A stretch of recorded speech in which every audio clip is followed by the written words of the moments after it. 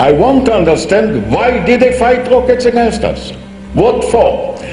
There was not any siege against Gaza. Biliyorum ki sesinin bu kadar çok yüksek çıkması. The reason why your voice is so loud is because you must be feeling guilty. When it comes to killing, you Israelis know a lot. We know that he is the most popular Muslim leader in the world right now. Why? Because he got up and walked out of a meeting with a baby killer, Shimon Peres. He got a hero's welcome when he went back to Turkey. Why they gave him a hero's welcome?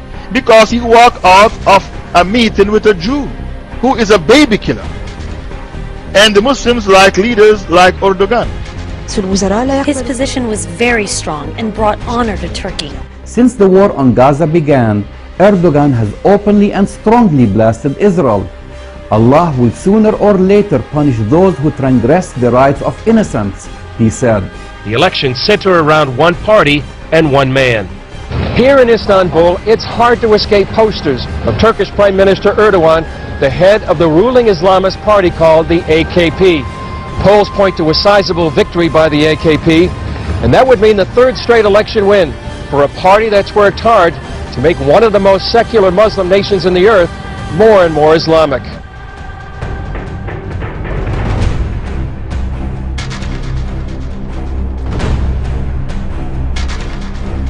İkisi bir arada olduğu zaman adeta ters mıknatıslanma yapar. Mümkün değil ikisinin bir arada olması.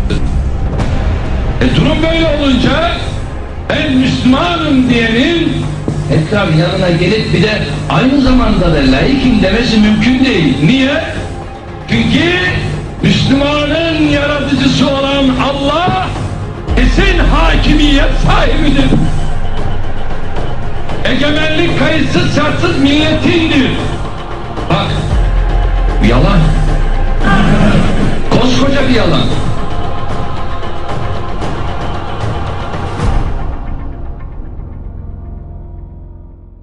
Can't you see when the Muslims are given a choice to vote, they vote for Sharia? In Turkey they vote for Islamic Party.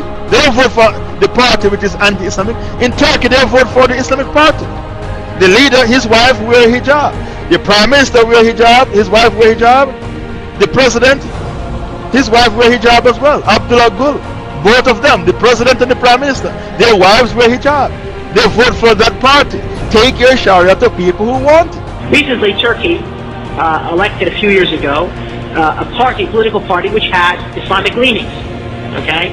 And in those 2 years that that political party was there, they opened up a number of Quranic memorization schools for the kids. So here you see how politics and education have a direct impact.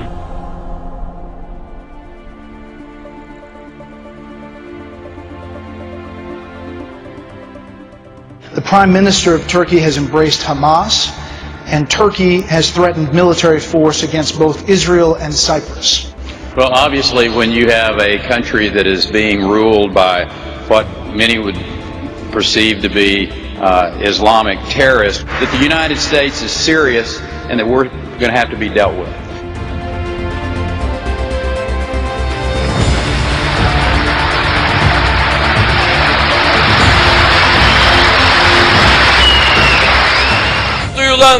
Now it's the time to have the Palestinian flag in Gaza. ومن هنا أطلب كل قيادات العالم الإسلامي. Tüm halklara sesleniyorum. أخاطب كل الشعوب. كل من لم يقف بجانب فلسطين سينتهي ويندحر. كل الشعوب الإسلامية ستطالب قادتها أن تكون مثل السيد رجب طيب أردوغان.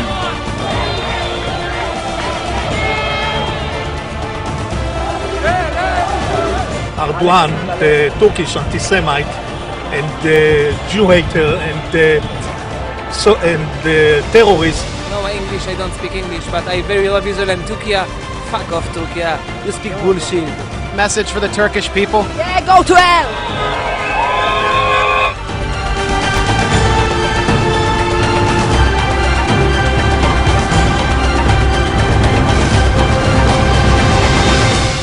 Turkey is the strongest military power, military might in the region. It's the second largest army in NATO.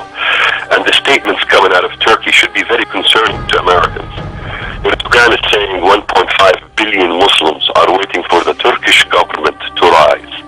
This is pretty scary because Turkey rules only 70 million Turks. Why are they talking about 1.5 billion Muslims? They are talking about neo-Ottomanism, and the statements have been proven that Erdogan have made these statements. The young generation in Turkey, because we're not realizing, there's a whole youth movement in Turkey calling for the glory days in which the Turkish government ruled via the caliphate. Some accuse the AKP of using democracy to gain power and then limit freedoms. And some even feel he hopes to re-establish an Islamic caliphate with Turkey as its head. Zira bu enkazın altından yeni bir uygarlık çıkacaktır. Yeni bir medeniyet çıkacaktır.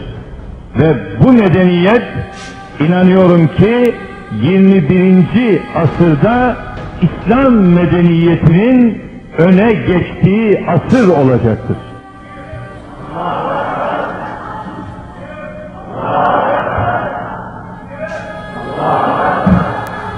Görünen odur ki kimse bu medeniyet dalgasının önüne geçemeyecektir. Ve Müslümanlar bıraktığı yerden tekrar bu emaneti teslim alacaklardır. Bize göre demokrasi hiçbir zaman amaç olamaz. Demokrasi ancak ilmi noktada ele aldığımız zaman bir araç olduğunu.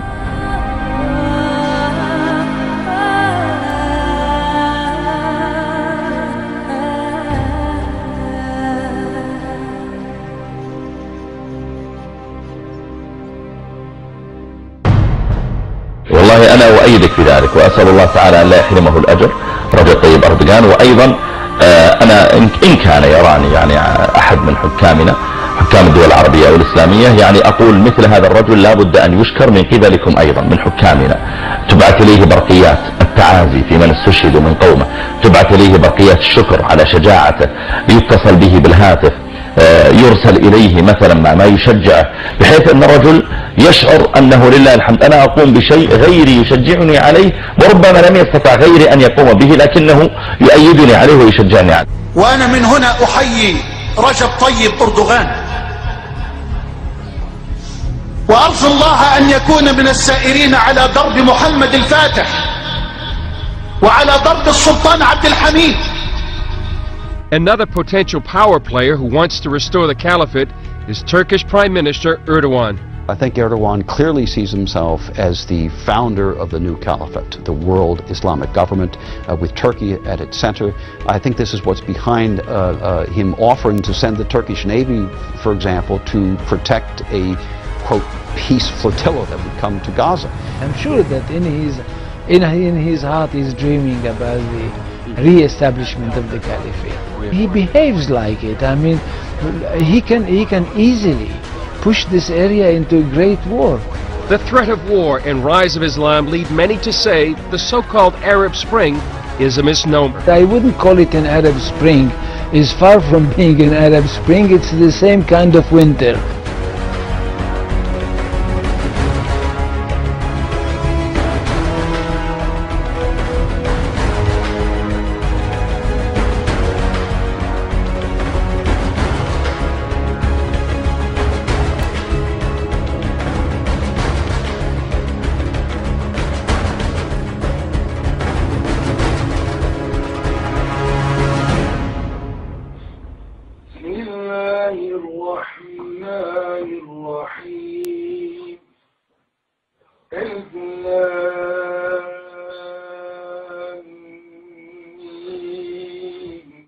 ذلك الكتاب لا ريب فيه هدى للمتقين الذين يؤمنون بالغيب ويقيمون الصلاة ومما رزقناهم